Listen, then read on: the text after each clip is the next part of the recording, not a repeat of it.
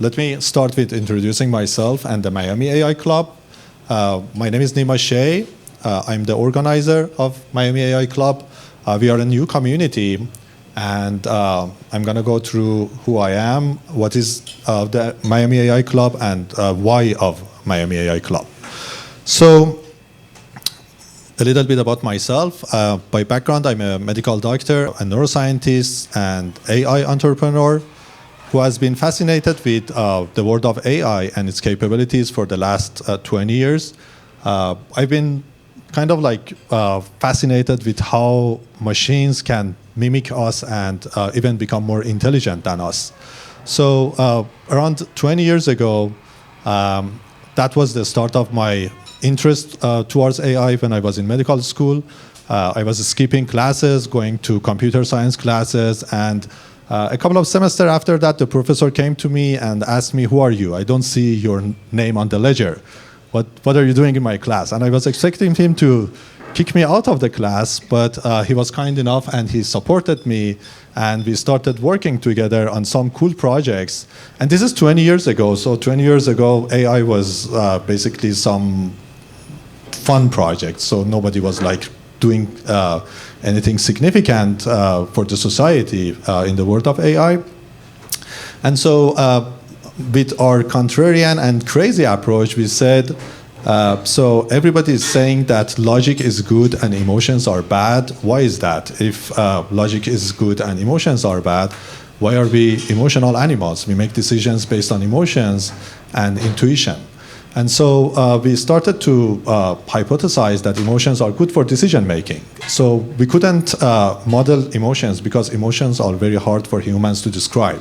We just can describe 7 or 8 of our emotions, like sadness, fear, happiness. But if you want to go deeper into emotions, it's very hard to be able to explain that. So the way to approach this problem for us was we studied how emotions is processed in human brain. So we have an area in our brain called limbic system, and that area is responsible for making emotions happen. So we created the first generations of machines that think like humans. So they have emotions, they have intuition, and they have logic, and then they combine that to make decisions. And to our surprise, it was even better than traditional AI models. And so they were making better decisions, they were making decisions faster, and they relied on less computation power. So young and excited, 20 years ago, we didn't patent that product. We just made it publicly available for everybody and open sourced it so that everyone would be liking and using that project, and we supported whole the community around it. And then for the last 20 years, I was very optimistic about AI up to just a few months ago.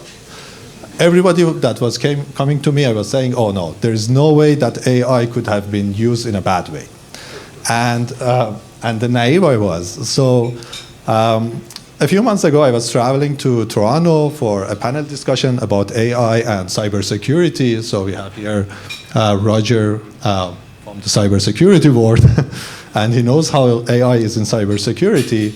So for that conference, I was having the flight at that morning, and I noticed that there is a research by a Vietnamese university that they tried to incorporate the product that we created 20 years ago into missile defense systems. So completely opposite of what we had in mind with creating that product. And so that was the aha moment, or the aha moment that, wow, something that you have created 20 years ago, after 20 years, can be incorporated into a dangerous solution. And so the AI that was super naive 20 years ago, nowadays can have these implications. Now imagine that the super powerful AI that we are creating today, how it's going to be used in 20 years from now, and who can control that? It's going to be out of our hands. So what can we do in our society in order to prevent something bad happens with some creature that we are creating as of now? And so I tried to find the answer for that question, especially, again, in the world of cybersecurity. You know that there are a lot of vulnerabilities in the systems that maybe humans cannot detect them, but AI can easily detect them. And if it's in the hands of bad guys, it can easily be used for shutting down the water lines, the electric lines, and a lot of problems for the society. So first thing that comes to the mind, the government can control that. But which government? Like the US government, then it's going to be the other governments. So government cannot be the answer for trusting on controlling the AI. And then thinking about corporations. So corporations can help us? Now, for example, social media. We can think about Facebook, the story of Cambridge Analytica, how it was the social media data was used for influencing elections in the Brexit case. And so, again, another question mark. We can't really rely on corporations for creating trustable AI. And so now we are on our own. There are a lot of uncertainties about AI and how it can be used in the society, but we do have an answer. And this is the pivotal moment for now, as of now, in rooms like this. We have here people from all sorts of backgrounds, very diverse group, and some people from academia, some people from industry, some people from healthcare, some people from even not any technology background. So this is the opportunity for us in this part of the history in 2023, in rooms like this, to brainstorm, work together, and find the answer to this very important question, that what we can create and what are the limitations of that in order to make sure that it's not going to be abused 10 years, 20 years from now against humans, against humanity, and against our society. So that was the reason that we created this group. First of all, the goal of this group is to become conscious about AI. If we don't know anything, we would be afraid of it. Like, for example, how many of you like to go swimming in the ocean? Probably everybody, but during daylight. How many of you would like to go in the ocean at pitch dark? I don't think anybody. You? Yeah. Yeah. So just 1%. So the reason is the fear of unknown. Because if we are afraid of something, we would be scared of it. If we would be like a fact is unknown for us, we would be scared of this. And so in order to like the AI is the same thing, because many people, they don't know about AI, they are just scared of it. So the first answer is to become conscious about AI and learn about it. And I believe that AI education should be free and accessible for all, and so that all people from all sorts of the background can learn about AI. So that's something that I really believe in that. So first, being conscious. And the second one is that being determined to create a positive change, because each one of us, if we are determined and united and working together, we can create meaningful change. And these three are the fundamentals of this community, being conscious about AI, being determined to do positive, and being united on creating positive to, at the end of the day, empower every one of you to work together and to create a positive impact in the society through the use of artificial intelligence. So the core of this group is every member of you, and for that reason, I'm thankful for being here, to be curious about AI and its implementation, and hopefully together we can create a positive world around AI. Thank you.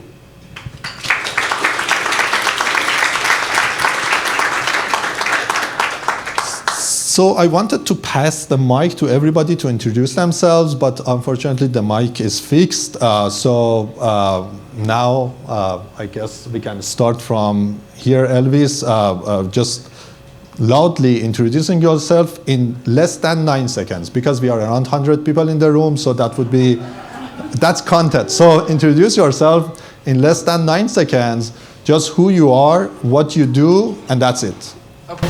Hi everyone, my name is Elvis. I'm a financial analyst and I deal with carbon offsets, tax equity, back leverage, and portfolio management of solar systems.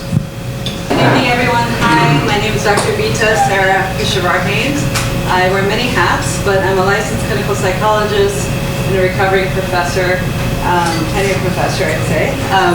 But also I've developed a SaaS AI-enabled executive coaching platform to help people become more resilient and avoid burnout. So if you need any support around that with your teams, please reach out at coachera.com. Hi, my name is Ali Danish. I'm a professor at FAU. I'm by training an audiologist and a neuroscientist. Hi, my name is Vincent. I'm a full-stack software engineer. Steven, long-time software developer. I'm here to connect with as many of you as I can, learn how to integrate this technology into my work, and I look forward to hearing about your philosophy into accomplishing how to retain this technology for the purposes of good. Perfect. Thank you. Hi everybody, I'm so happy to see so many familiar faces and also many new people joining us this time. I don't know if everybody's passionate about AI, or maybe you're all here to win the trip to Hawaii. Who knows? Just kidding. We don't have such a thing, but I have better things for you. So my name is Sarah, I'm the co-founder and chief marketing officer at HealthRush AI. We are working at our latest product, Guacamole ID, automates access to devices. It's passwordless and touchless. You sit in front of the computer, your screen is available, you leave, the screen is locked, you come back and it's available. So no password is required or nothing. I'm sure that all of us, we can share the frustration of forgetting our passwords or not having our second device to do anything. So now, this is the time that Guacamole ID comes to the picture. We are releasing officially to the public Guacamole ID in 2 weeks, so I'm very excited about that. And I have 20 licenses today for all of you, for 20 of you, not for all of you. So come to me if you're interested. I can sign you up with your own Guacamole ID account. Thank you.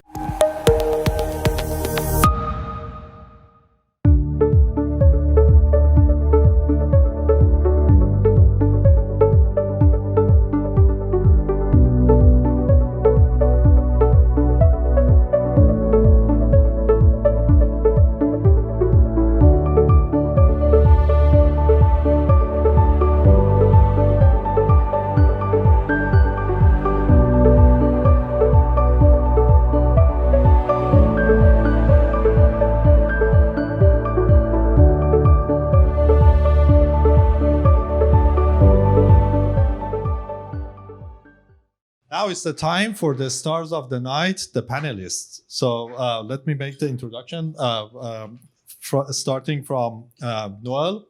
Noel Guillama-Alvarez is a serial entrepreneur, a nationally recognized expert on healthcare management and technology, and a holder of dozens of patents. I guess the last time it was 36 patents, right? 36. He is the chairman and CEO of Oxio Health, a hybrid healthcare company that directly merges patient care with technology innovations. He's also the founder and chairman of HealthScore AI, a healthcare AI company, and he is also on the board of directors of FIU, Florida International University, and Palm Beach State College Foundations, and a few other. I mean, if I want to read all of his, that would be 5 more minutes. So please welcome Noel.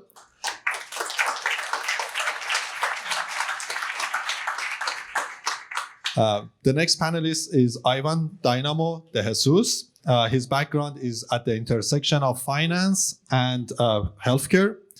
He is the CEO of Accent Health, a company that is revolutionizing the healthcare model from reactive sick care to proactive preventive wellness care. Dynamo is also a partner at Impact Invest Corp, an ESG venture capital fund that invests in healthcare, real estate, and technology. His goal is to reduce the healthcare cost for 15 to 30%. This is the cost that is related to administrative cost through the use of technology. So for Dynamo.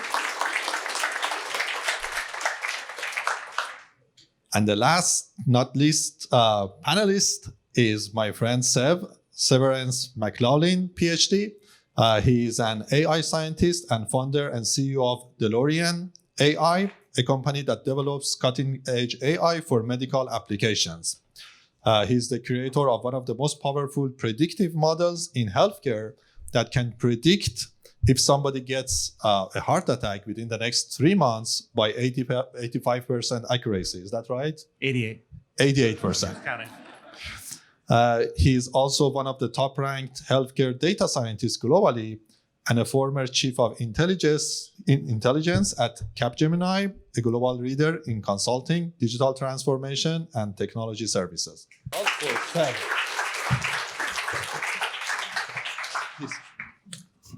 So tonight I've prepared some very hard questions for the panelists, and they are very interesting questions. First of all, welcome to Miami AI Club, and good to see you.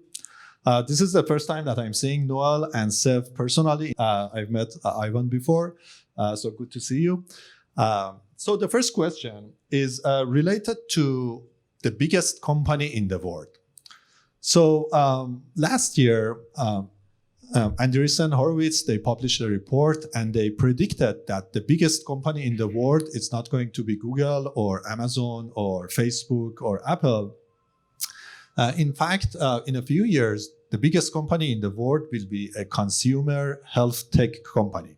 And by health tech, it means AI health company, because AI is a big source of the technology here. It's not even going to be the biggest healthcare company as of now, which is United Healthcare. So this company will be a completely new company. We don't have an idea which company would be the biggest company in the world by 2030 or so. And we just know that it's going to be probably a healthcare company, a health tech company. So starting from Noel, what's your perspective about that? Well, that's a big prediction, and I'm a humongous fan of healthcare technology, and I thought about this since you talked to me about it, and it makes sense why they would say that, and the reason it makes sense are just the economics of data. Is we know that for example Meta, which is one of the biggest companies in the world, makes like $10 per user. Now it has billions of users, it's a big number. We know other companies that transact in sort of data may have a value that's $10, $20, $50, $80.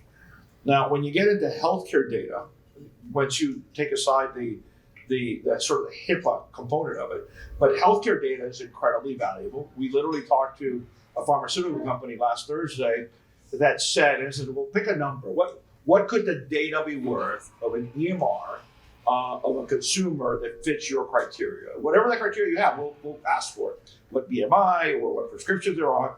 They said between $20,000 and $40,000. I'm like, okay, all right. So you discount that by 95%. It's still a staggering number. And then when you go across the world, you'd have to be, in today's world, that company would have to be worth like what, $4 trillion. There's no one company near in that space in healthcare. However, when you're aggregating all the data and the value of that data, considering that healthcare is the largest industry on earth, it's not food, it's not defense, it's not housing, in the individual sense of the word. It's healthcare. In the United States, $4 trillion plus, the largest employer. It makes total sense that they would say that. I wouldn't say it, I couldn't get away with it, but I think I see their reasoning, and I think it's very practical because nothing is more valuable than our health. And particularly when you're having to do increased life expectancy, it makes total sense. Hopefully that answers your question. Absolutely. Dynamo, do you have anything to add? Yeah, absolutely. Thanks everybody for coming, by the way.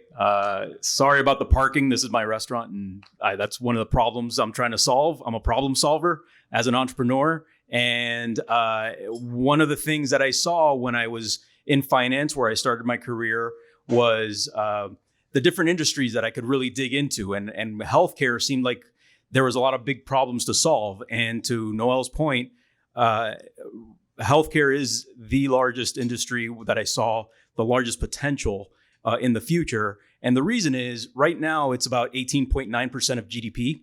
And by 2028, it'll be 20% plus of GDP. That means 1 out of every $5 that moves in the United States is going to be a healthcare dollar. And we spend by far more than any other country on healthcare. And to your point, if we were to carve out healthcare from our economy and make it its own nation, it'd be the 4th largest nation in terms of GDP in the world. And so just between Germany and Japan. And so what does that say? There's a lot of problems to be solved in this space. And the Peter G. Peterson Foundation says that anywhere between 15 to 30% of healthcare cost is healthcare related. Administrative cost, right? And so I hear somebody already, somebody knows that. And so there's so much inefficiency. And like I said, like with parking, right? I like to solve those types of problems. And whoever solves that problem, to Noel's point, and I've known Noel for a little while now, and I don't know very many people more knowledgeable than him in the industry. I think that company will have not just a solution that is obviously the most important thing to us, our lives, but also the data that extrapolates from that with what, the science fiction, because I'm not a technologist, I'm a finance, healthcare guy, entrepreneur, but I see the horizon that there's going to be some solutions that are going to come from people in this room or people adjacent to this room in this industry that are going to be science fiction, and there's going to be opportunities for some real breakthroughs. And so absolutely, I see that as being the next horizon. Thank you. And Sev? So I'm going to disagree. I think I like that. I think Anderson's, they're smoking some stuff over there, and as Noel said, they can actually get away with it. So, but it's the aspiration for non-healthcare companies to be involved in healthcare. It's not easy. You don't see people going, "Hey, I want to go start a health insurance company," right? Besides Amazon, JP Morgan, and Berkshire Hathaway, who failed miserably because they thought they were smarter than the healthcare people now, and that collapsed. But I'll go back to something that, Larry from Oracle, there's a reason he bought Cerner, right? Half of the medical data in the United States, as Noel said, worth $40,000 apiece. Now, why did he do that? He basically put his foot down and says, I want to own this, 50%. No one else is going to have it. But once they have control of that data, he now has control of those systems. Everybody's going to have to go to Oracle Cloud. So maybe it's Oracle, Nemo. But getting back to me disagreeing with you, so, look at CVS, right? So CVS made a number of acquisitions and, they're struggling, right, to achieve objectives with Aetna. And we may discuss this later. So, the aspiration to be there is there. Healthcare is really, really hard. And and for the professionals, the MDs that are here, what you go through and what you have to do for authorizations and things like that. It's tough work. And de novo companies are difficult in that. Now, on the other side, like with AI, there's a reason that you don't see a whole lot of AI in healthcare companies because they're picked up by big companies like United or from Google or whatnot pretty quickly. So, let me tell you the company, maybe we'll ask later, but the company to watch is not Oracle because the data, they're looking at providing as a service provider and not analyzing data. The company to watch, in my opinion, and I have no stock in it, is United Healthcare. Let me tell you why. Not only are they the largest provider, but when they bought Change Healthcare, I think it changes everything. Why? Because United Healthcare now is the only company in the United States that has claims data, and United Healthcare, the HMO, the MCO, has clinical data in Optum, the largest employer of doctors in the country, but they now, in Change Healthcare, has the largest data set in the country. That's worth thinking about. So they know what to do with the data. So that's a very good point. What's the obstacle for them to become the largest company in the world? Well, they've only got 4 more to go. They're Fortune 5, so that's not a big stretch. United Healthcare is the largest in They're the the largest space. in the country. Yeah, The question is, can they be the largest based on capitalization? Mm-hmm. What Horowitz is talking about, capitalization, market value. Okay, they're the largest provider. They have the most revenue. the largest market cap in healthcare. The problem is healthcare's always been sort of that old term, and I don't want to, but the whole redheaded stepchild kind of thing. It's always been kept in the back because it's hard to understand. The margins aren't always predictable. And even though they've been incredibly good company, incredibly profitable, their Optum is controlling their costs and improving quality, which is really important. Now they have, I think last time I read, Change Healthcare had 10 billion annual medical transactions. 10 billion.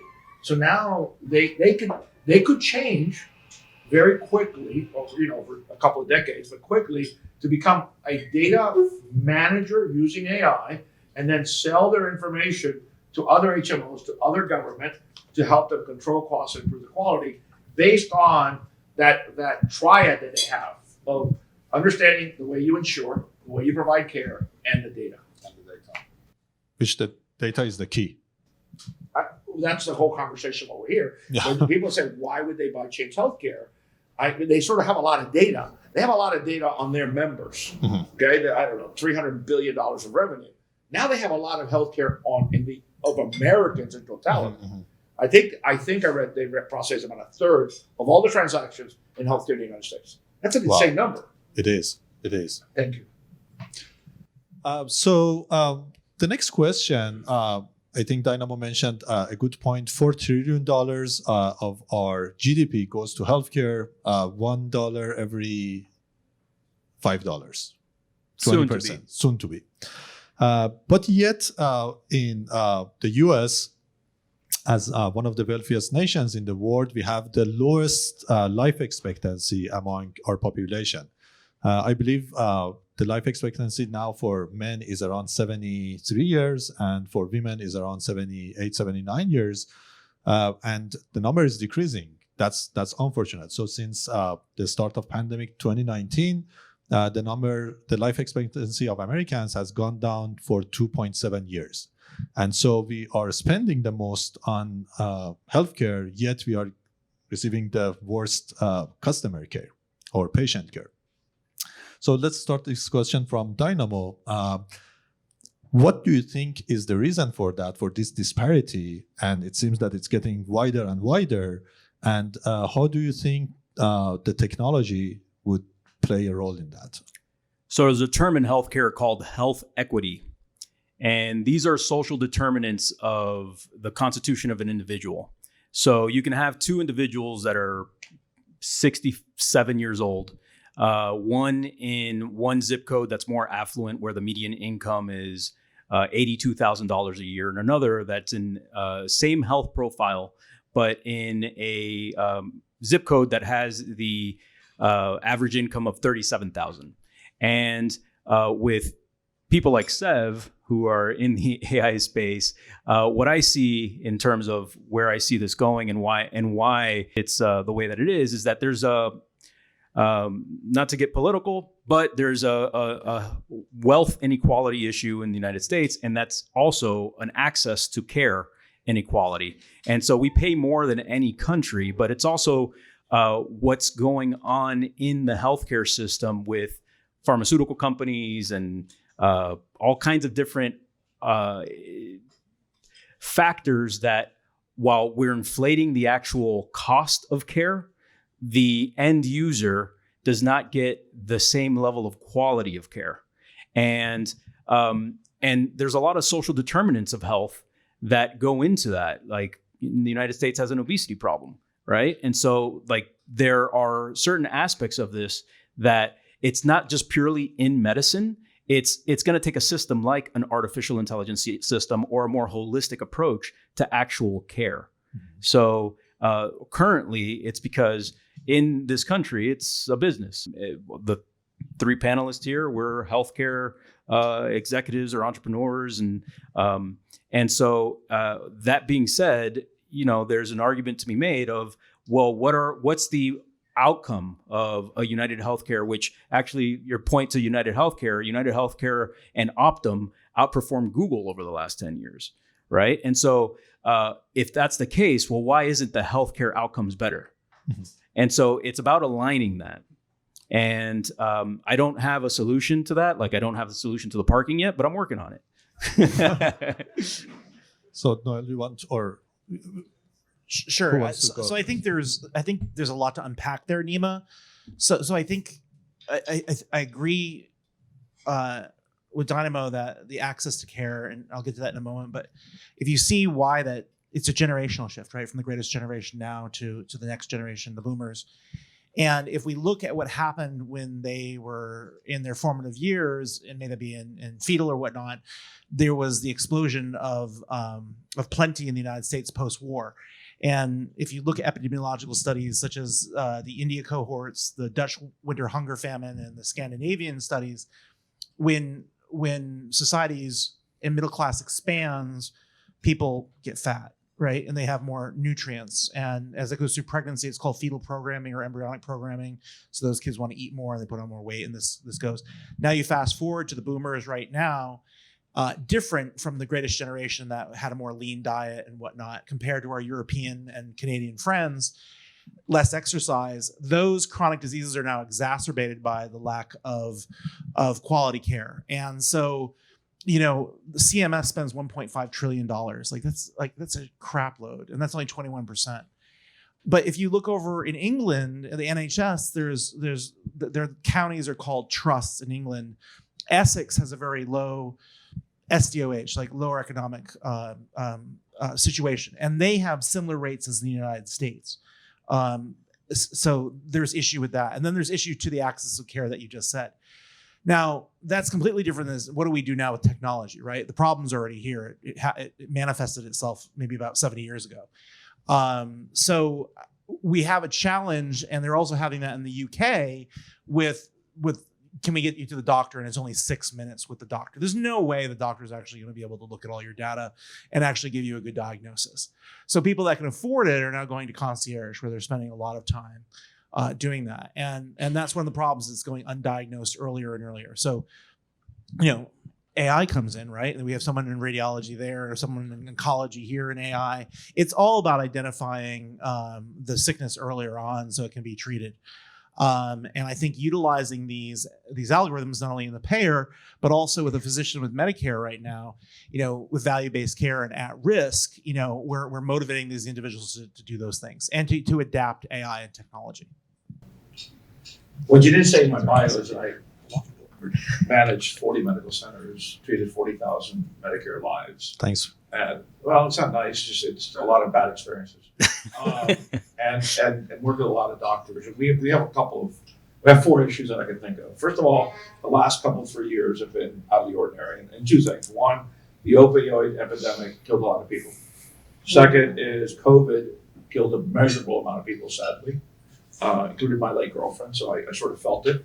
But the other 2 things are that we have a system that effectively rewards more care, okay? And the doctors generally, not against the profession, my friends are doctors, love doctors, they do a very noble thing, but basically the way they're generally paid outside of Medicare Advantage, we'll talk about that, is per encounter. The more encounters, the more they get paid, and that's not always efficient. Not that they don't, any misincentive, it's not efficient for the system. And we also have a tendency outside of managed care, particularly Medicare Advantage, is to go from specialist to specialist to specialist, when most of the time the doctors know, or they feel they know what's wrong. And the last component, it goes back to sort of that fee-for-service environment. I predicted in a blog that I write that I think that Medicare will be 100% managed care or value-based by the end of this decade. They're like, wow. I said, that's the only way they can do it, otherwise it'll literally go broke. And you've got to find a way to incentivize people. So the reason we have the highest cost healthcare system is because the system was designed to be inefficient and ineffective.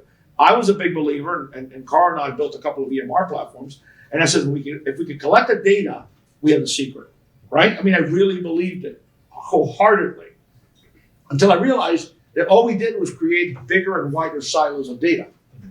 And that in fact, I think if this is not scientific, that if you analyze EMR since 2009 to today, they probably haven't really net saved any lives. Yes, there are outliers. I talked to a doctor, that opportunity, but the doctors are spending a lot of time and energy in EMR. So I believe, go back to our AI solution, that only a big data, analytics of that data, can tell us not only where the patients are collectively today, where the quality of care is today versus other patients, but more importantly is predict what's going to happen if they don't do certain things. And I think that eventually we're at the beginning of witnessing a consumerization of healthcare. It's hard to see it when you're in it, but it probably started 4 or 5 years ago. And particularly we talked about the baby boomers who say, we're not going to put up with this. We walk in with a doctor and see, and here's Dr. Google. Here's what the doctor says I likely have, and doctors have to interact. Well, that's only going to get progressively worse. So I'm actually incredibly optimistic about the future of healthcare, and particularly with the AI component. So Noel brings up a good point about the data. So if you look at COVID, the government was caught flat-footed, and the U.S. government was caught flat-footed, completely different than the Europeans and our neighbors. And because the people that have the data in the U.S., United Healthcare, Anthem, Cigna, it was not the CDC. All the CDC was getting was death reports basically from the counties. And unfortunately, we know that those were altered. So the White House was on phone calls with United and Anthem and whatnot, trying to understand what was happening. And because we were limited, we didn't have a centralized EMR system. Now you might say, well, how about the Europeans? They have a centralized EMR system. Remember the counties? I mean, they're even more screwed up. You know, like how do you why would you just buy one and make it simple? No, they bought 36 and they don't talk to one another. So, you may think socialized medicine is really good in terms of the data, but it's not, as Noel was saying, it's not in one area for analysis. So you're damned if you do and you're damned if you don't. But that's part of what Noel was saying is the CDC and the US government does not have access to the data they need to make decisions in real time in a pandemic. And that's a good point to go back to Noel and talking about the communication between different parties, communication between different EHR, different providers. How do you envision that to be a solution? And again, how AI can play a role? Back in the early 2000s, what at the time was the Bush administration said, we want to mandate EMRs because everybody realized at the one time, Hillary Clinton and Newt Gingrich, which are technically opposite parties, were saying that the EMR was going to save the world. And they really believed it, and actually they could pretty much convince me too. That what we could not understand is the government came up with a mandate for meaningful use. Eventually, the Obama administration made it a mandate. You have to have it, and here's money for it. And they gave some doctors $30, $40, $50, $100,000, depending on them. What they did not require was that they talk to each other. Okay, I know because we built an EMR. Then they said, okay, now we wanted to talk to each other, but it sort of becomes a little bit of a push-pull. You got to ask for it. The data's got to be recognized. And then here's the problem. For the people have to understand how doctors think, and I know there's a few here, but more data is not more information. More data is not more information, okay? They usually discount what the patient says versus the vitals and the statistics and the diagnostics. So we had to realize that they came up with something called interoperability. So we're gonna have interoperability between Cerner, Epic, and Meditech. The problem is that doctors don't want all that data because they got to go read the data. You ever seen a hospital file? I've been on the board of hospitals on a primary care file of somebody that's 72 years old that has a couple of complications. Their file could be that thick. So who's going to go if that file is given to another doctor, any doctor here? I don't want that data. I don't know what's in there. I'm not going to read it. If something goes wrong, we have something called malpractice.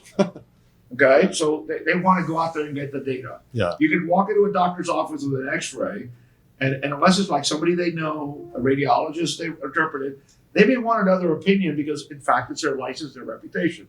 So what happens, we created deeper, bigger silos. The solution is going to be the consumer. I am 100% convinced, because I was a BMR, by the way, so let's take that as a qualifier. But I am 100% convinced that if you own your own data, if you control your own data, if you can run AI on your own data, it's your life. You care more than anybody else. Maybe your family, your wife, but you care. So I think the solution is going to be that progressive consumerization. And some companies are well equipped to do that. Others are not. I think that's a solution, and that's going to happen now. We're probably in the beginning of it today. Well, so I think Noel brings up a good point where we're talking about data, right? And the topic is AI. Right, because since 2017, everybody keeps on saying AI and healthcare, AI and healthcare, AI and healthcare, right? And there's a lot of talk, but there's not a lot of doing. And they are, United's deploying one of the largest AI models. We deployed it, and we're in the largest dialysis center, and like it's about applying AI now rather than talking about it. And the EMRs, like Noel, you said, is a great database. It was an essential step. But the gentleman Matt with the radiology, and the gentleman or the young lady that was with the oncology, like they're doing it. They're doing it now and making those strides going forward.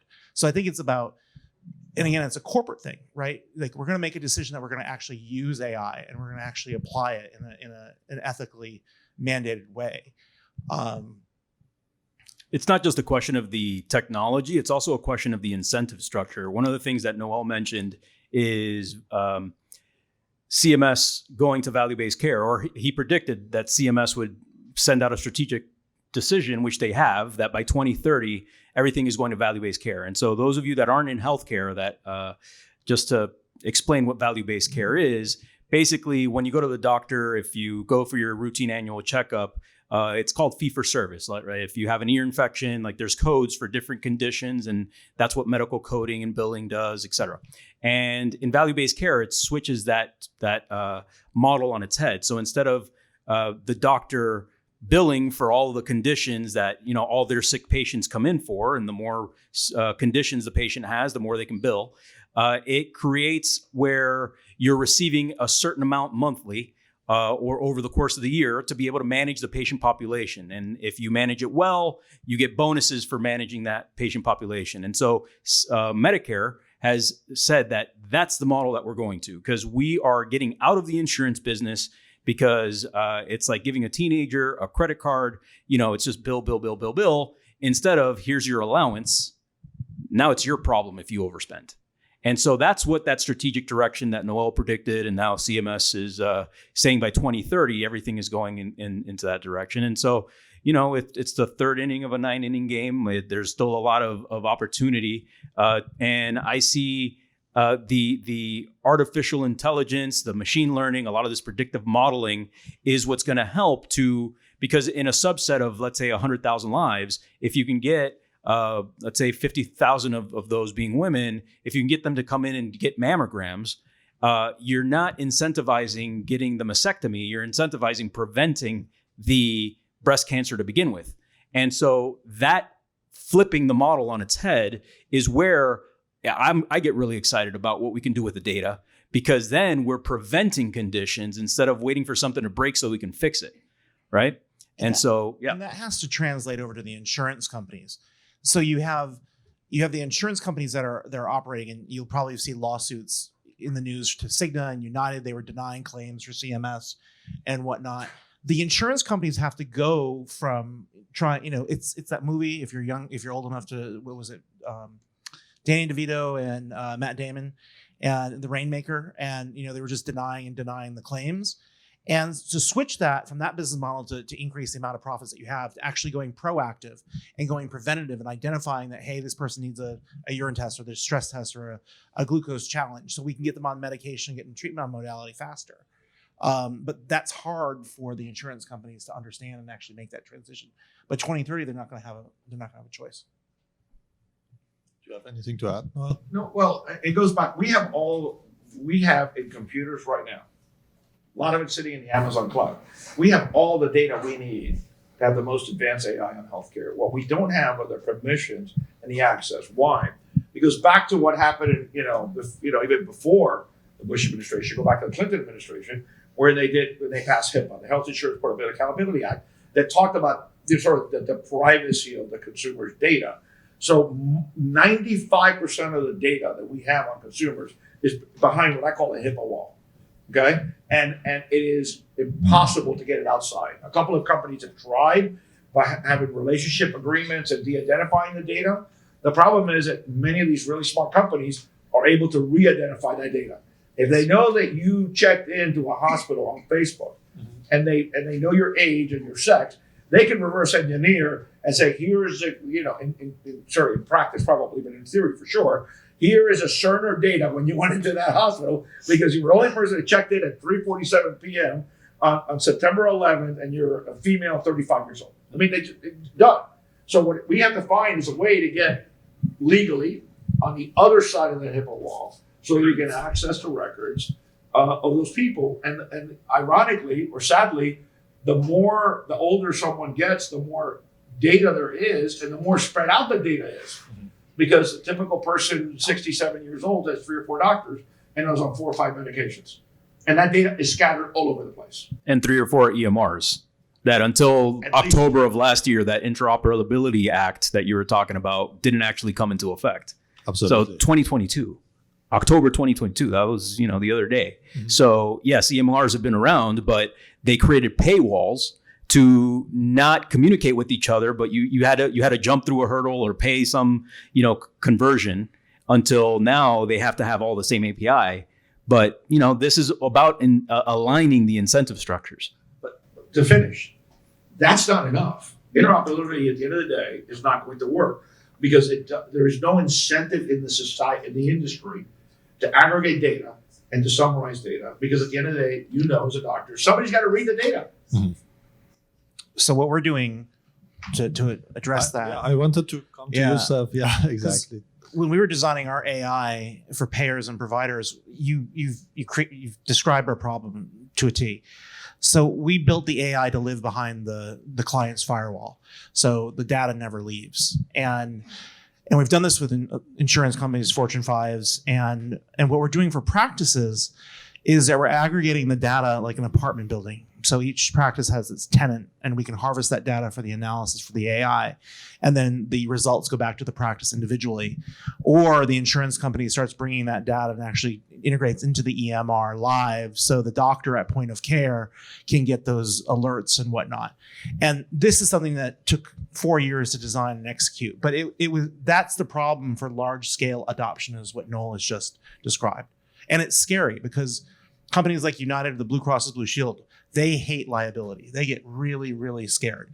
And this is something that's been trained since the Clinton-esque times, is like, you have to be scared of this HIPAA. So you have a I point. was just going to say about data. So let me give you one example real quick about who's got a lot of data. In the state of Florida, the number 1 public university in the country, I'm sure there's some gators here, it's University of Florida. Okay? University of Florida has records on 17 million Floridians. Okay?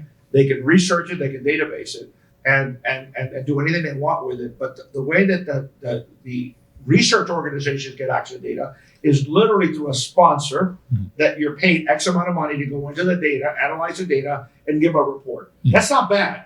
But the real data, the raw data, is when you can apply the true AI. Yeah. What are we seeing? It goes back to a famous, unlike politician once said that, so the known knowns, the known unknowns, and the unknown unknowns. Mm-hmm. What always fascinates me, since I'm not a caregiver at all, I'm a businessman, I'm an analyst, is what are the unknown unknown? That's a secret. So that's where the opportunity is, and it's happening, as you said, right now. Companies are doing it, but what you need is sort of that longitudinal view, because even as much United Healthcare has tremendous amount of data. At the HMO level, they have claims data. Mm-hmm. At the Optum level, they have clinical data, and at the data company, they have back to claims data, payment data, processing data. You got to bring it all together, but not just for 40 million people they might give care, but literally for the other 300 million Americans. Absolutely, yeah. So let's switch.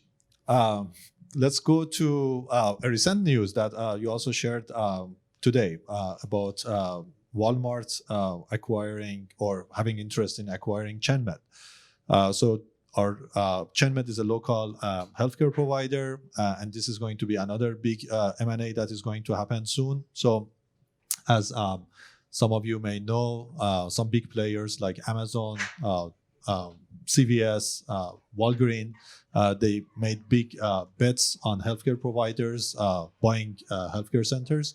And the next one is going to be Walmart and ChenMed. So how much of this acquisition, or in general, these acquisitions that you are seeing, is because of the data that is under the ChenMed or other providers? And how much of this is going to be like other form of strategic plans that they have? Who wants to start? You want to do that? Yeah.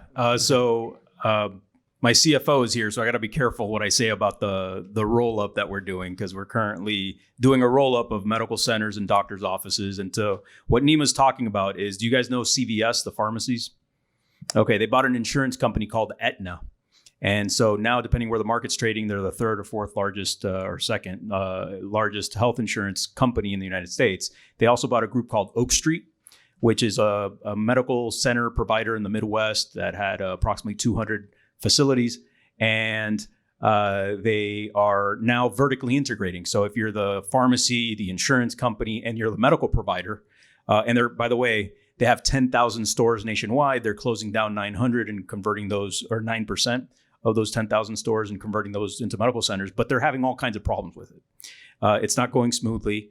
But long term, when you see Walgreens doing the same thing with Village MD and Summit, and you see Amazon scooping up One Medical, which is a subscription-based medical center play, that what's going on is the writing's on the wall in healthcare. How do you get past this interoperability, or getting all the alignment for value-based care, et cetera, is vertical integration. So I use the example all the time of the hardware industry. If 35 years ago you wanted to get a hammer and nails, you would go to Joe's hardware store or Frank's Nails and More.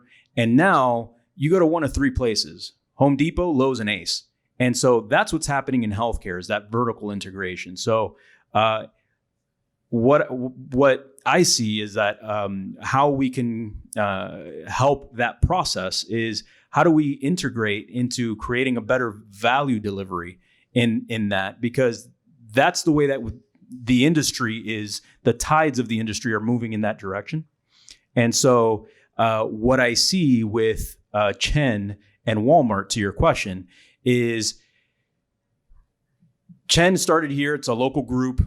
Dr. Chen started it. He had, I think, 2 or 3 locations about 13 years ago. Now they're over 140 locations, and all throughout the Southeast United States. And I know various people in the organization. And what's happening with Walmart, and Noel was saying some very interesting things on this topic, because Walmart was looking to acquire Humana, and I think it'd be interesting for everybody to hear your insight there previously, is the integration of being able to have the data of what you're buying at CVS, and being able to see what your medical data is, and being able to extrapolate, like what I was saying, the 67-year-old in a $86,000 a year zip code versus the one that's in a $32,000 a year zip code, and being able to extrapolate how your mean income in the zip code that you live in, and what it is that you're buying, and how that affects health, and being able to use predictive models there. That data is very valuable for a variety of reasons. I mean, we're in an AI discussion. You can imagine how taking that data in a large subset, you can start creating predictive models. And so I leave that to somebody who has a doctor in front of their name to answer what the implications of that is. But what I see is these large organizations like a Walmart, like an Amazon, like CVS, are seeing the success of United Healthcare. That's top 5, Fortune 5, right? And so they're operating with trying to get a slice of that 20% of GDP that we're talking about. And Walmart is seeing ChenMed as an opportunity to start to create the synergies the same way these other players are. So I agree with everything that Dynamo said. I'm going to unpack a couple of them. So CVS in 2017 bought Aetna, and they had about 70% of the healthcare data that they needed, that Dynamo was saying. They had most of pharma, they had pharmacy, now they had Aetna, so that's another 25%. The only thing they were missing was the actual practitioner. And so they were going to do doc in the box and mini clinics and things of that nature. And that's why they bought Oak Street. And it's the reason they're doing this is, like, why would you leave the dollars, right? You have all the data, you know what they need. Why don't you actually just keep all the dollars from CMS in one organization? Now, if you look at Walgreens, they want to do the same thing, but they made a huge mistake with Theranos, right? the blood company with the lady that went to jail. They built out all those things. They need to put something there. ChenMed, I think, is a little bit different. So Walmart wants to get into Doc in the Box and things of that stage for all the reasons that what Dynamo said. But ChenMed, came up against some major struggles. So what happened in April is, and it caused United and all the other insurance companies to have some major financial challenges. And what that was is the way that reimbursement or how much was being reimbursed happened. And then Medicaid rolls. And that caused some serious loss of dollars for these Fortune 500 companies. United, Aetna, major layoffs, you can look. And so ChenMed and these practices, similar to Better Health and Max Health and things like that, were also caught off guard for practitioners that are dealing with CMS and being able to manage risk. And their management as a small company wasn't able, I think, to do that. And so they became vulnerable. And I think Walmart saw that and had an ability to do a footprint in Florida where, some people would say God's waiting room. There's a large CMS population here. So it's strategic to keep the dollar within the organization. And this has nothing, and again, we're talking about this, and we haven't talked about how AI can impact patient care, have we? No. We've only talked about dollars, right? The metric is all about the dollar, right? It's not about, and value-based care, they say, is about, hey, let's get them better, but it's about a metric in terms of a dollar. Here's $1,000 for the year to manage this person. I can do it for $700. I get to keep $300, okay? And you're hoping that that turns into that we caught the diabetes earlier, we predicted that there was a heart attack and we prescribed a baby aspirin, or we got them to the EKG, or we predicted the transition to CKD3 and we kept them on medication so they didn't transition, right? But that costs more money for the insurance company to actually do that, right, in the short term, because they have to actually spend dollars. Now, you flip that on its head for these types of organizations such as CVS and Walmart. They're a large enough organization where they can drive that to happen for that pre-authorization or that to drive the income as well. So that's my opinion. Noel? Wow. I have a completely different perspective. Let me go back to Humana and Walmart. Humana, I started a company and eventually Humana bought it. Took the company from zero to $120 million.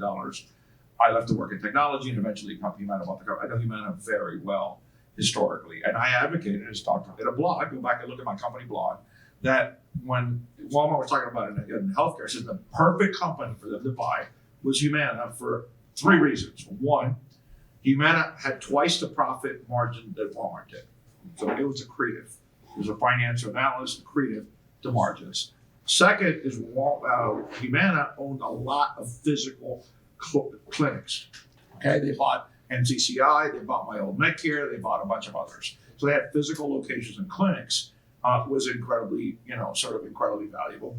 And Humana had something that very rare, right? Only, Kaiser Permanente, United Healthcare, and a few other big systems knew how to operate primary care for managed care. That was the argument. I've heard nothing but great things about ChenMed. I've got nothing to say about the opportunity.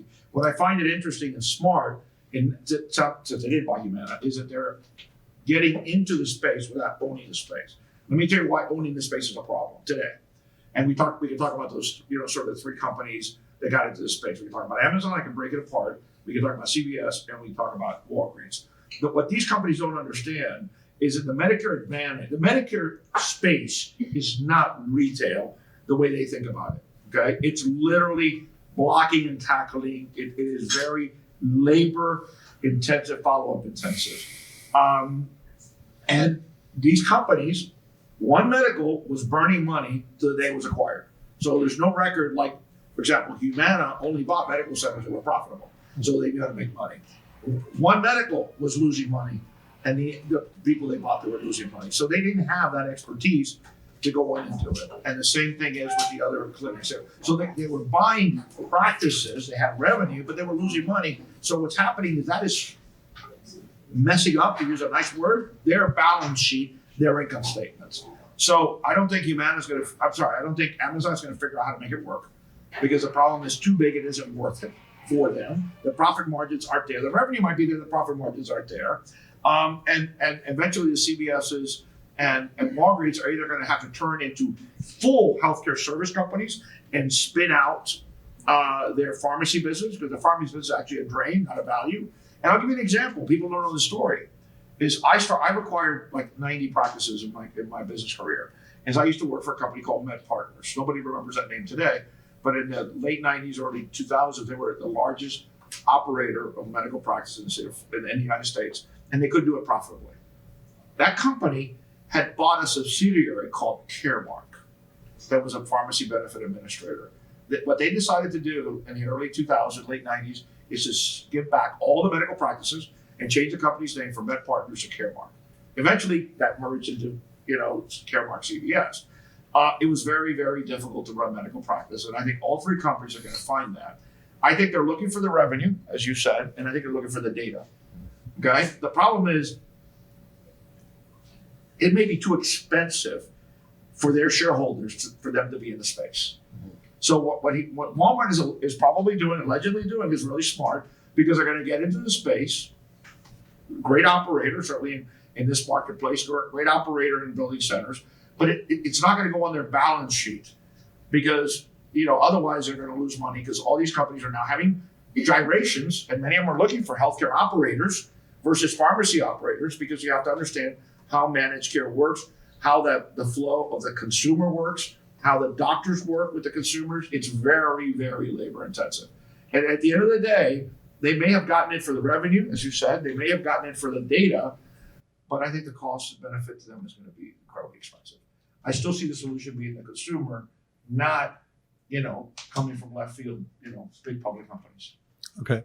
So the next question is, hypothetically, you have, let's say, $1 billion to invest and on a company to improve the quality of care.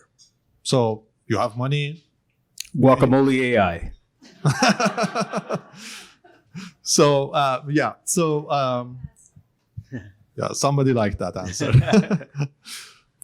And you want to invest that in order to improve the quality of care for general population. So where do you invest that money, and how much do you think that would impact, like what form of AI you would invest on, and what kind of solutions you would invest that money on, and how much that would you think that would increase the life expectancy problems that we are facing now? So I work at a fund called Impact Invest Fund that's like a seed stage, early stage. And we incubated a company called Axon Health, where I'm the CEO. And ultimately, I think these larger organizations see it from the revenue perspective, but I think there is a way to integrate and create the alignment that we've been talking about, of having the incentive structure. Obviously, the issue isn't money or capital. It's having a tech-enabled service provider that really creates some of these systems that we're talking about. And so one of the things that I really enjoyed about seeing who the panelists was Noel, with his experience, is essentially attacking that problem. Same on this front.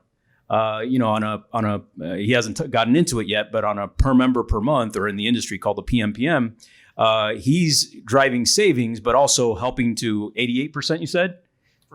For cardio, being able to predict a cardiovascular event with an 88% probability with 3 months in advance? Within 3 months. So as you can see, that impacts people's lives. Now, if we can create alignment, and this is where I go to, Impact Invest Corp and why we incubated the portfolio company that I'm part of, it is creating, how do we get a triple bottom line effect, right? Because, $1 billion, okay, you have a return for your investors, but what are the industry impacts that you can make, and ultimately societal impacts that you can make to the triple bottom line? And really, that's why I'm in healthcare, and I'm proud to be a part of this panel, is I'd invest obviously in healthcare, and I'd invest in a company that is looking to attack the problems that create the alignment necessary to be able to really affect the triple bottom line. Well, sure. I mean, I believe in healthcare technology is the best investment, period. not just because of growth, because of the need, because of the demographics, everything that's necessary. The way I have phrased it is that until recently, and again, United is one clear exception, is we had healthcare service companies and we had technology companies. And the technology companies, including Oracle, saw healthcare service companies as clients. The healthcare service companies saw the technology companies as vendors. That separation has to be eliminated. Let me give you an example that's very close to my heart. I have a Harley Davidson motorcycle, and it has a GPS, it has an infotainment system, I can tell it voice command whatever I want. Okay? If I rip that entire system out, my motorcycle still runs. Let's look at a Tesla. Can you separate the Tesla technology from the car? Absolutely not. Right. So we have to, it's just happening. I'll give you one example. There may be others. You guys may be working on others. We have to eliminate that barrier of vendor, client, vendor to create the healthcare company of today. And the future is one where the technology and the services are so integrated and fused together, you cannot separate them. Like DNA. You're a doctor. Like DNA. Absolutely. That's it. That's probably the speech. I gave you a year. Yeah. Speech, right? Absolutely. Very good point. Do I get a magic wand as well, the $1 billion? I think. So first I'd go on a vacation and work from there. But I think what I would do is we do a live implementation. The black box is AI, maybe oncology or radiology or whatnot, or maybe a whole suite. And let's focus on something that we in the United States can actually control, which is the Veterans Affairs. So we just rip out the IT system out of all of it or duplicate it. We got $1 billion, so we can do that. And then implement the AI and actually train the doctors on how to utilize that on one single platform. Now, it sounds, like that's really, really hard. If you can make a demonstration in chronic diseases in this population that has, it's unbalanced as how much chronic kidney disease or heart disease or cancer or whatnot, I think then you can take those learnings and actually bring it to other areas of the organization. I don't have $1 billion, but when I was at Capgemini and I left because we were vendors. We just sold services, and it was soul sucking to these organizations. And so we weren't actually building a product that actually helped patients. So I left and I sold my house and liquidated our retirement funds. And we started doing R&D in what we call medical AI. And, right now, we are catching people with CKD and heart attack, weeks before this happens. And we can demonstrate like the $100 per member per month. We can demonstrate that these people have been saved. And now the question is getting industry to actually accept it and getting the physicians to actually be trained. And, we are one, I don't like to say vendor, I'd rather be a partner. You're increasing the number of hugs per person. But I think everyone in this room, as Nima said, is, using AI for good. If it's using machine learning or it's using Hummingbird for better security for physicians or whatnot, but moving from just talking, get off the X and actually do something with the technology that we have. And there's a lot of regulatory compliance issues, and it's hard. It is hard, but anything good takes effort to do so. And people in this room, you're interested enough in healthcare and AI to come to this organization. You're interested enough in your organization to promote the utilization of that. So, Can I close on the Sure. on AI? All right. So my opinion, okay, is there are 3 technologies that have transformed healthcare, particularly the physician. Forget about MRIs and CAT scans or the X-ray and things like that. They're different. That did transform it. There are 3 things that changed the way doctors work and transact, believe it or not. And most of you are not going to remember. One was the pager. The second one was, I don't remember. I know you don't, but the pager made a big difference because the doctor could not go away without giving him a list of 10 places he's going to be in case it's an emergency. That's what happened. The second one was a fax machine. It's incredible technology it's helped transform healthcare. And the third was cell phones. Okay? It was a time when only doctors, I remember, young child, maybe a little older, doctors were the only ones that had the brick. the cell phones, because again, it gave them the mobility. I'm convinced, after all the years and decades of experience in healthcare, that AI is going to be the most amazing technology in healthcare in our lifetime. Period. Next problem. There's 100 ways you can use it. Most of it's not going to be as effective as people think it will be. Diagnosing patients, you can at the sort of the 5% level, maybe 10% level, 90%, the doctors are pretty damn smart, pretty damn good at diagnose. Okay. In radiology, overwhelmingly it could help. Okay. But the opportunity is going to be in predictive analytics and realizing why the patient is what it is today and how is that beneficial for the future. Only AI can do that. It goes back to the unknowns. That's what AI can do that no other technology has been able to do to today. Absolutely. So the last question is, we talked about the applications of AI for patients, like how to use the data in order to do predictive analysis. There are significant use cases of AI for healthcare providers, doctors, nurses. One of the issues that I have seen as medical doctor is burnout among doctors. I know here Steve is also working on that problem, burnout among doctors. It's been said that some reports 2/3 of nurses that are working in ICUs, they have shown symptoms of burnout, and 1/3 of doctors, they are experiencing burnout symptoms.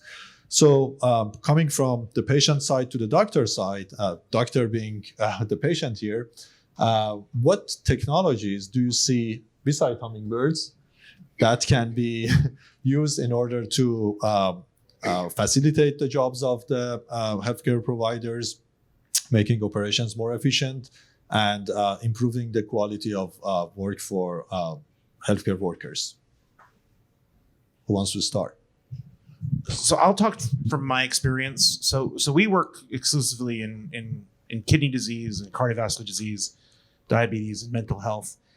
And if we look at, in the United States, the metric is dollars, as we talked about. When we're working with the National Health Service in the Britain right now, and they don't care about dollars, right? It doesn't really matter to them. What they care about is they care about pounds. And not the diabetic ones, right? What they care about is bed space and not being overburdened at the hospital and this burnout that you're talking about. That is their main concern. And it's about preventing the hospitalization before it happens. And then, working backwards here.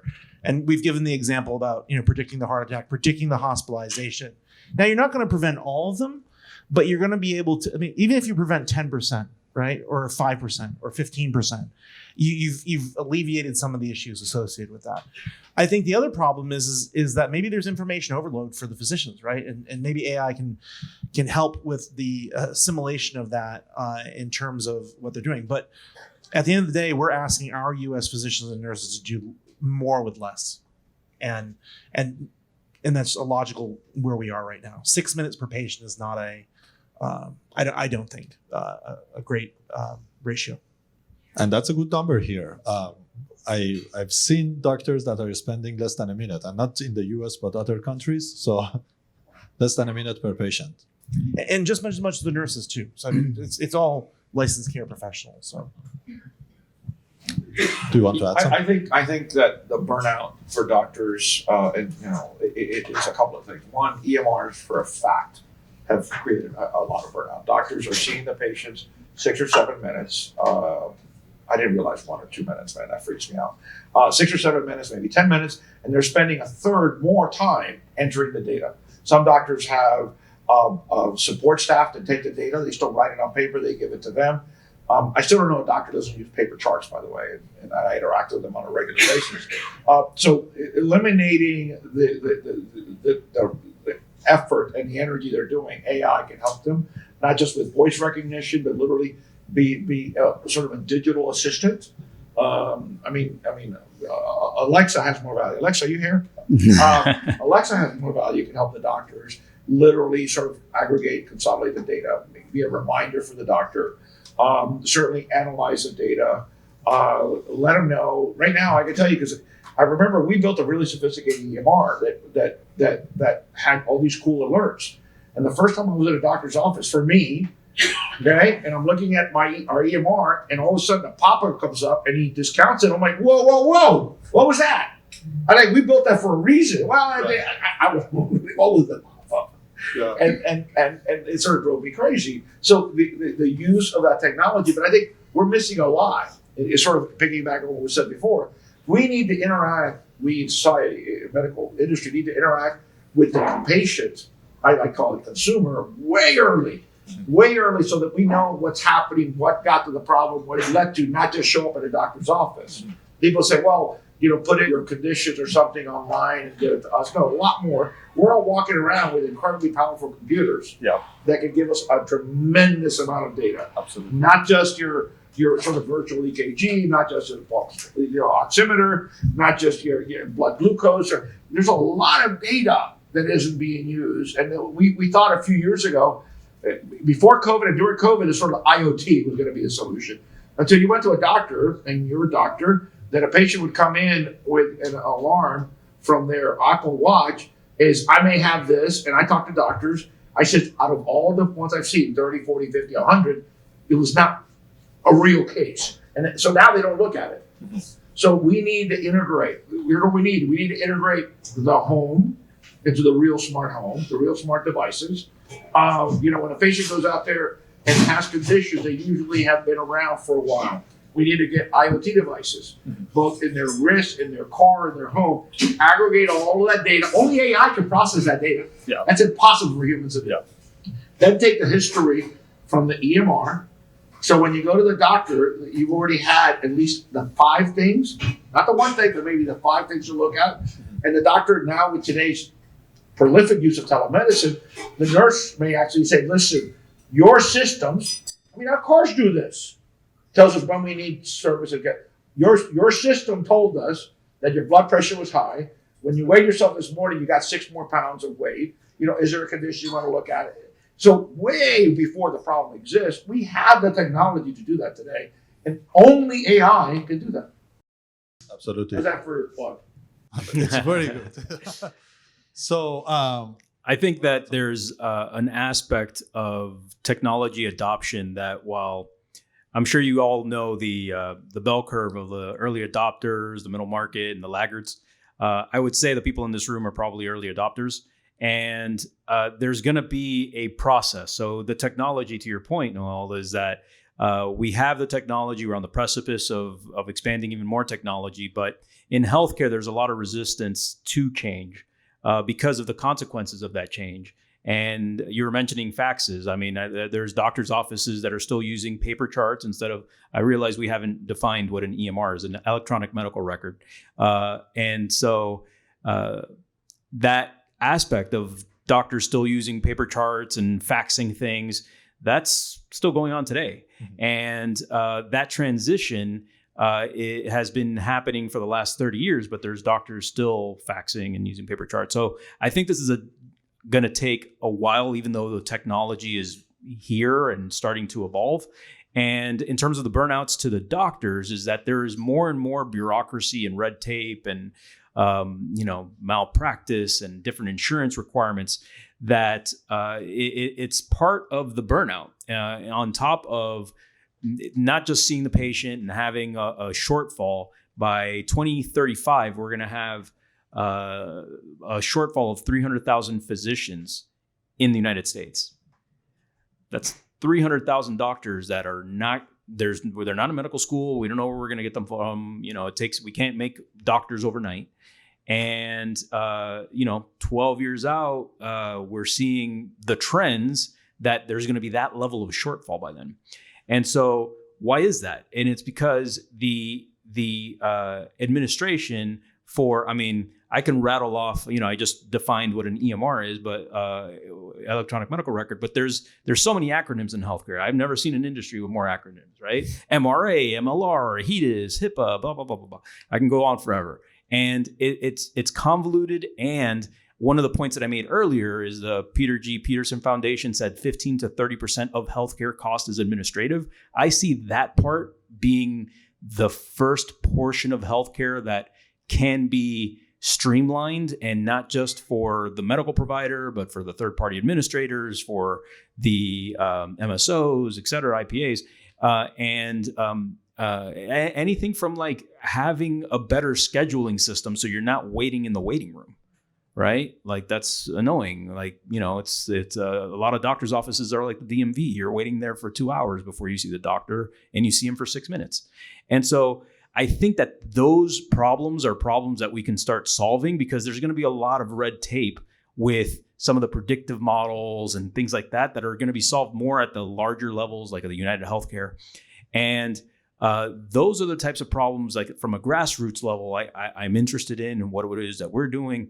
But at the end of the day, there's something about being able to see a doctor that it's going to take a while for there to be an adoption to having a doctor. I mean, even telemedicine, right? Like not everybody feels like they're getting really a doctor visit when they're seeing them on a screen on their iPad or on their iPhone.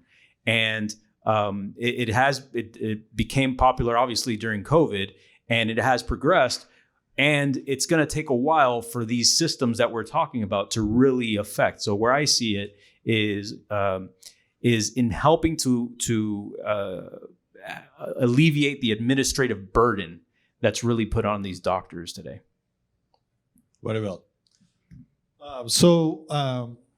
We have a few minutes for questions.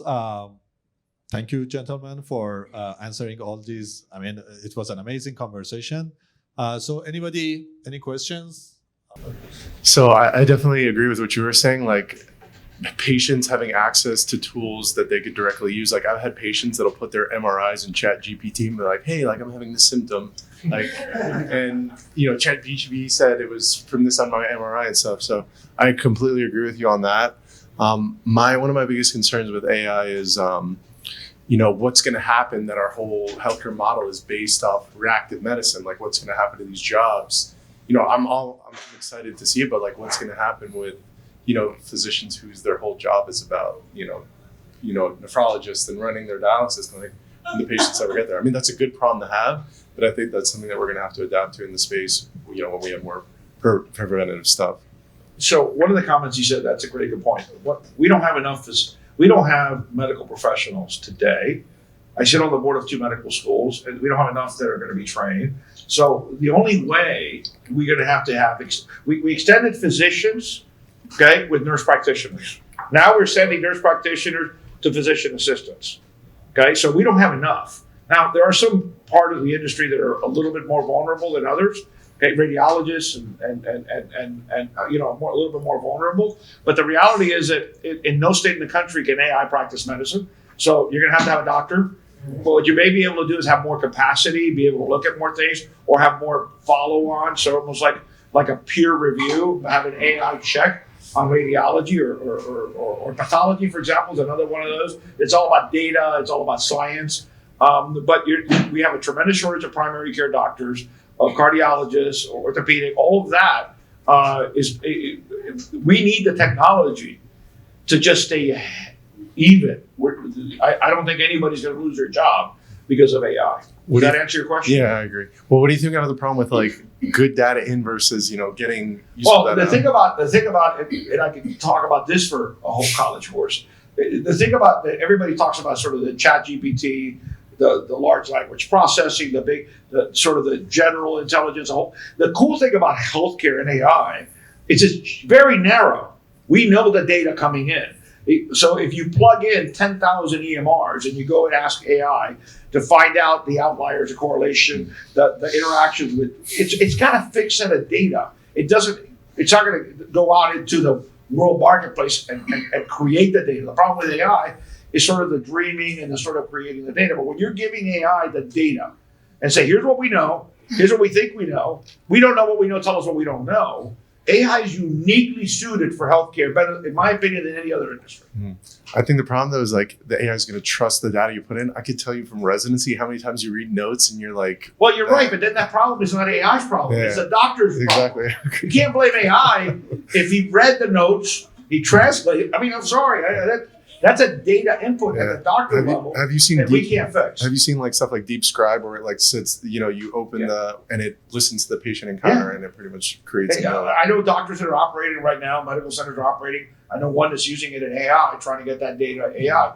That's great. Where I think the biggest opportunity in AI is going to be is in the outside of the systems, outside of HIPAA, where you're actually deep processing. Go back to what I said. We don't know what we don't know. What do we see? And that's where AI can be fantastic. And AI, again, in the general population, may have a lot of risk factors. In healthcare, I see tremendous upside. The risk factors are within any reasonable qualification are minimal because it's using clinical data. If the EMR is bad, then it's come out with a bad, but the EMR shouldn't be bad. What a great talk, by the way, just want to say thank you all. But I want to ask you a question on the chronic population, chronic conditions, and predictive analytics on how can we prevent unnecessary, avoidable hospitalizations for those chronic conditions. And merging the data and the service from a technology standpoint and a service standpoint. What is the best way to put together the service model and having the vitals in real time collection with the chronic conditions and all the EMRs and all the data? What's the best model to put together to create that predictive analytics and reduce that, Sorry, the business model or the algorithm? As much as you can dive into it's really. So in terms of the algorithm, it took us 4 years of research and development to get to where we are now. So we're about 85% accurate on those disease states. From a biological confidence, we're like 95 to 99% accurate. So, and it's been validated by a couple of organizations. So the model itself is about 30 machines underneath the hood, and it ranges anywhere from just NLP to a liquid net, right? So again, but we did it through the scientific process, research and development, PhDs. Most companies wouldn't spend that much money for 4 years paying their students for it. In terms of the business model about how do you get the information to the point that you're getting maximum return on your investment, it is at the point where the EMR pops up like Noel was saying beforehand. You're going to get the most action there. The other place that we're seeing it is for management oversight. So that might be a hospital, an accountable care organization with a doctor's own practice, or an insurance company. So the CEO can drill all the way down to whoever the problem child is, the doctor or the patient, hyper-personalized. Clients are also asking now to actually have this sorted through in a different messaging to the patient portal, the physician portal, the EMR, and the medical director that are overseeing that area. But the most that we get, the biggest ROI is actually at the EMR. Now, you'll get the care management teams or patient advocates push back and say, I'm a poster child of diabetes and heart, right? I'm overweight. And, they're going to say, well, he won't stop eating burgers or he won't take, and it's kind of like e-work, right? Like, yeah, you have people that are not doing what you're asking. It's kind of like consulting, right? You consult people don't do what you tell them to do. But you say, well, can 10% do it? Yes. Can you do 15%? Yes. And that's what you do with care management. With doctors, you're probably getting about 30 to 40%. So we have room for 2 more questions. A lot of questions. So that's, I saw Paul first, so let's start from Paul. You're too far. I'll just speak loudly. So really great conversations. I personally would agree with everything that you said, with maybe some disagreements on the margin, but I wanted to dig in a little bit on this, what I think is the upcoming consumer change. And you mentioned about the patient, and for your deeper insights, if you have any, like I think healthcare has a cord cutting coming. And it's going to catch healthcare companies as much off guard as it's catching Charter and Disney, right? As the consumer knows more, they have these AI tools. They're going to demand a better experience. I mean, let's face it. No disrespect to CVS, but it's a lousy experience to go to CVS. Who's dying to go? Doctors' offices are struggling. AI can do a lot. Where do you think AI should start, right? Because you could do a little bit on those types of things and get some really big savings or improve satisfaction, give people more time with their doctor. Where do you think it starts? Why did you say you were here? When you said you were here, what do you do? Why is your interest here? And that's a great question. I want to know. I have a background. I spent 25 years with Pfizer. I was up at ADT. And I do business management and business development. I got it. The business manager. That's right. So, I think you're a hammer and you found a nail and you killed it. Okay, you literally. My partner Glove says, sometimes it's a hammer is looking for a nail. You just killed it. I think that's what we're seeing that already. I think we're seeing that with IoT devices. They're going to integrate into the EMR. The consumer is going to control the data. I use the word consumer a lot, not because it's always a consumer. It's because when we talk about the patient. My company's provided care to hundreds of thousands of patients over time, and I always try to treat the patient as a consumer. Now, the interesting thing about companies like CVS and Walgreens and a few others is that they're seeing them as a consumer, but not as a patient. Remember the analysis that I talked about earlier about sort of the service provider and the technology companies need to merge? Well, we need to merge consumer and patient. I don't know what the new term is going to be, which is going to answer your question. The minute a consumer gets control of their data and all the information, the system will be turned inside out. That's going to be your cord cutting. Because right now, everything's in silos. Everything's a data. All of us have a doctor or something. All of us, by law, have to have access to our medical records through a patient portal. 95% of us, including me, have not gone on a patient portal. Why? Because it's usually static, it's late. I'm much more interested in my lab results than I am in what the doctor writes and tells me. That transition has already started. I can't tell you the year it started, but I think COVID accelerated. But we are going to move there fast. And once you have that aggregated data, as I think I probably said 3 times, and I apologize, then you can apply the AI and the analytics. When you can forget about interoperability. That's just a buzzword that is going to go away. Okay, it's going to be the beta of healthcare. But when you can take the Epic data, consumer portal data, the Cerner data, the Meditate data, the eClinical work, the Practice Fusion, all that information as a consumer, and be able to access it, to chronologically see it, it's going to change the way you think. When was it? You asked a question.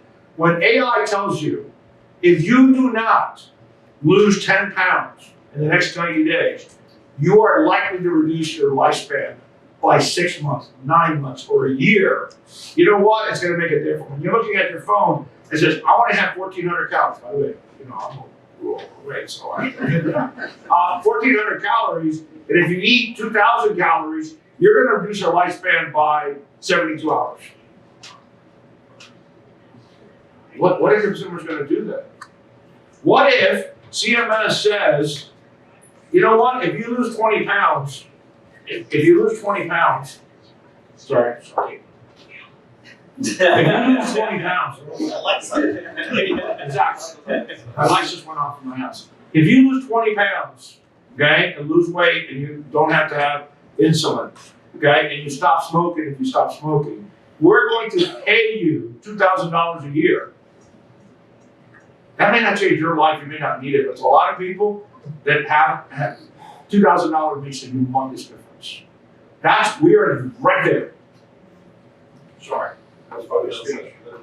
So if I can just add on to that, I think when people are going to start looking at, everybody pays for health insurance. So if you're a company or whatnot, I think maybe not this year, but a couple years from now, people are going to say, what do health plans have good AI? Because if I'm paying $300 a month, my employer is paying this, I want the ability to forecast this. And not all plans are going to be the same. So I explain to people, do you want to be on the jet that the pilot flies, the jet that the pilot and the computer flies, or just the computer? I want to fail safe. I want to be on the one that has both, especially if the doctors only see me 6 minutes. So I think it's not as, Noel's right, but I think we may start seeing this in another format. We're also seeing disruption in healthcare.